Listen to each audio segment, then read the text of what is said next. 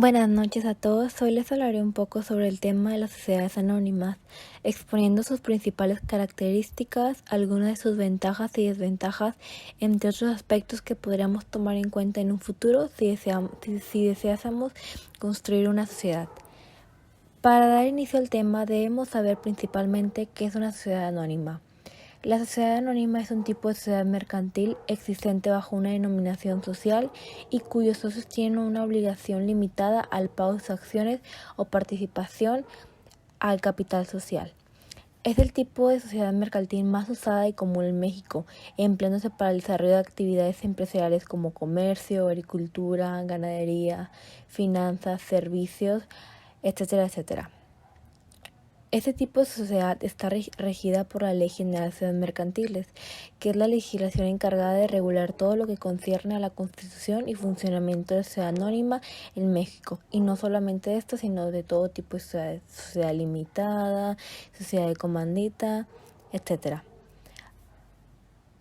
Algunas de sus principales características de la sociedad anónima son: debe tener mínimo como 2 socios y que cada uno de ellos tenga al menos una acción.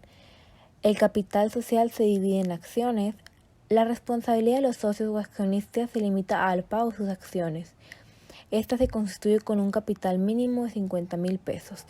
Es obligatorio reservar el 5% de las utilidades anuales hasta que se llegue al 20% del capital social fijo. Las sociedades anónimas se constituyen ante fedatario público por 2 o más personas físicas, autónomas o morales que aportan dinero u otros bienes para conformar el capital social. Los derechos de los accionistas se dividen en económicos y corporativos. En el caso del primero, su principal derecho es participar en las ganancias, y el derecho corporativo esencial es votar en las asambleas. El órgano de mayor jerarquía de las sociedades anónimas es la asamblea de accionistas, que pueden ser ordinarias o extraordinarias dependiendo de los asuntos a tratar. En esas al menos debe realizarse una asamblea ordinaria al año. Su órgano de administración puede ser unipersonal, administrador único o colegiado o consejo de administración. Asimismo, es obligatorio tener un órgano de vigilancia. En los estatutos sociales de la sociedad anónima se contemplan una gran variedad de reglas especiales, como las restricciones a la transmisión de acciones o reglas para la venta compartida de acciones a terceros. Por regla general, cuando fallece un accionista, sus herederos se unirán como nuevos accionistas de la sociedad anónima. Y estas fueron algunas de las características que más se distinguen en este tipo de sociedad. Y ahora, ¿qué tipo de sociedades anónimas?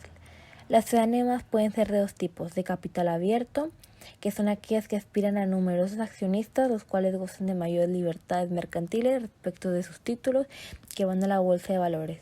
Y la otra, de capital cerrado, limitado a un número determinado de accionistas, y no se inscriben sus acciones en el registro público del mercado de valores, ni permite la libre transmisión de las acciones.